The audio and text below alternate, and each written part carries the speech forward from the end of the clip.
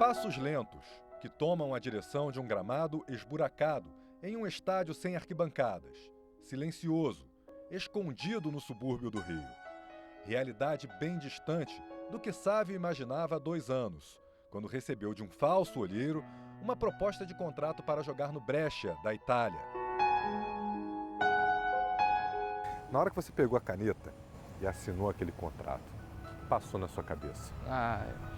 Passou várias dificuldades que eu vim enfrentando desde pequeno. Meu pai se esforçando, trabalhando para arrumar dinheiro para mim ir para treino, deixando de trabalhar até para dar o dinheiro da passagem para mim. E a fome que eu passei em alojamento, frio. Na época da fraude, Sávio jogava em um clube do interior do Rio. Pediu para ser desligado. O jovem e seu pai foram enganados por uma proposta sedutora. 75 mil euros, com contrato de 4 anos. Eu cheguei a falar para ele que eu falei, não quero nem saber de valor. Se está realizando o sonho deles, está realizando o sonho da família. Tinha imagem de carro. Na idade que eu estava, eu nem pensava em ganhar em euros ainda. Sávio acreditou que a vida da família começava a melhorar e que ele estava prestes a viver o sonho. Foi nesse campo, na zona norte do Rio, que o Sávio deu os primeiros chutes. O menino, que se esforçava no terreno irregular, já sonhava com a Europa, principalmente com o Milan, que na época tinha muitos craques brasileiros. O convite para jogar na Itália parecia a chance de seguir o mesmo caminho. Eu cresci vendo o Kaká jogar no Milan. Era um time que era muito falado lá na Europa, por ser um time de brasileiros e sempre ter o melhor time, não só da Itália, como na época, um dos times imbatíveis da Europa. E eu sempre me espelhei em vários jogadores ali. Você sentiu que naquele momento você estava mais perto de realizar o grande sonho da sua vida? E ia ser um pouco mais fácil realizar esse sonho.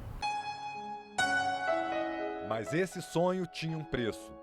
Caro para uma família humilde como a de Sávio. E aí você teve gastos, evidentemente. Tive. Né, R$2.000. Aí eu falei, esse R$2.000 é para quê? Passagem? É para quê? É documentações. Foi onde que eu tirei passaporte, xerox de documentação, ele pediu para preparar tudo, mala, roupa, essas coisas assim, tive que comprar para ele realmente. E aí como é que ele desapareceu? Ligava para ele, não conseguia falar com ele. Foi onde descobri que ele trocou de chip, não conseguia, ligava, tentava, mandava recado. E aí eu sei que ele tinha um Face. Também mandei pro Face dele, não respondia. Vi que visualizava, mas não respondia. Eu pensei até em parar de jogar futebol. É uma coisa que eu vinha fazendo desde dos meus 5 anos de idade. Segundo o advogado da família, o contrato, redigido em italiano, tinha erros grosseiros de gramática. Ele conta que Sávio e o pai tomaram uma decisão que poucos jogadores enganados tomam. Infelizmente, muitos atletas que são vítimas desse golpe ficam com vergonha de ir na delegacia, na imprensa. Às vezes, um pai pegou R$1.000 de empréstimo, 2.000, que representa muito uma família dessa carente, que é a maioria desses atletas. Mas aí eles pensam, vou deixar para lá para não... O que vai adiantar? Não, vai adiantar sim, é muito importante isso, para que esse estelionatário ou seja preso, ou no mínimo que fique registrado a ocorrência na delegacia. O jovem ficou 3 meses sem jogar. Pensou em desistir. Chegou a ser contratado como profissional em Alagoas, mas hoje está sem clube. Ele não esconde a revolta. Eles brincam com o nosso sonho. É isso que eles estão fazendo. Eles estão brincando com o nosso sonho. E nós, como somos atletas de futebol, ou tentamos ser, isso pra gente é o que a gente mais quer. Você tem planos para o futuro? O que você pretende fazer depois disso? Se Deus quiser, aparecer uma porta de um clube e continuar no futebol, que é esse o meu sonho. Você acha que você ainda vai ver o Sávio vestir a camisa de um grande clube? Eu tenho isso no meu coração e eu tenho uma confirmação que Deus fala, o melhor de Deus está por vir. num grande clube, né? Mas tudo certinho, com a transferência tudo certo, com uma pessoa que esteja tomando conta, mas que seja uma pessoa de caráter, né? Eu vejo sim.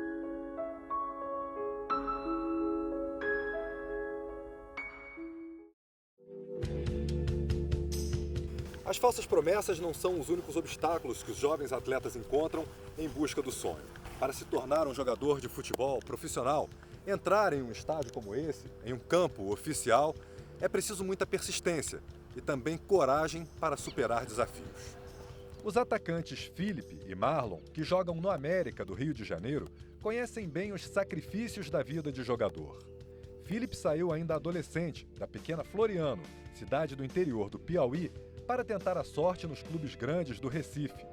Enfrentou a fome e a solidão. Muitas vezes o meu pai me ligava à noite e perguntava: filho, e aí, você já jantou? E eu falava para ele que tinha jantado e ele perguntava o quê? E eu falava para ele que tinha comido macarrão, feijão, bife, mas na verdade eu tinha comido um pouco de cuscuz com salsicha, que é uma comida muito conhecida no Nordeste. Você sentiu medo na hora de se mudar da tua cidade, no interior do Piauí, para o Recife? Bateu medo, porque eu estava indo para um lugar onde eu não conhecia nada, junto com se sentir sozinho, vinha o medo e por muitas noites eu chorei, muitas vezes a minha mãe falava comigo e perguntava se eu estava bem, e eu tinha que falar que estava bem, porque eu não podia mostrar para ela que estava chorando, não podia mostrar para ela que estava com medo. Do que você teve que abrir mão em nome do seu sonho de virar jogador de futebol profissional? Eu abri mão da coisa mais importante na minha vida, que foi a minha família. É a única coisa que até hoje eu já cheguei algumas vezes a pensar em desistir de parar no futebol por causa de alguns momentos que a gente passa, e eu sempre encontro força na minha família. O atacante também sentiu na pele o que é enfrentar um ambiente hostil. Na minha cidade eu tive que vencer o preconceito, né? Muito pequeno, preto, e aí muitas vezes a gente sofre com isso. Muitas vezes a oportunidade não surge. Você encontrou racismo no futebol? Encontrei muitas vezes chamado de macaco, como a gente já viu muitas vezes ser repercutido no Brasil, mas eu nunca dei moral para isso, nunca dei atenção para isso, então foi uma coisa que, assim, desde de pequeno nunca me influenciou, nunca me feriu. Mas quando você olha para trás e você lembra essas histórias todas e toda essa dificuldade que você enfrentou, você sente que essa etapa mais difícil você venceu? Eu acredito que sim.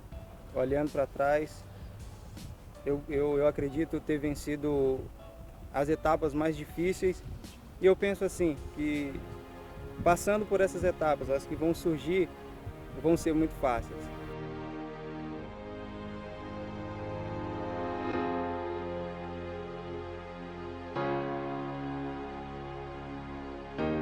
A história de Marlon é marcada por uma tragédia. Como muitos jogadores, o atacante de apenas 20 anos cresceu em comunidade carente, a favela de Acari, na zona norte do Rio. Antes de ser descoberto, a caminho de um jogo, perdeu para a violência urbana o maior incentivador. Ele me acordou, falou: filho, vamos que tá na hora do teu jogo, hoje é clássico, hoje é América e Vasco. Falei: pai, vamos sim. No portão escutei os tiros.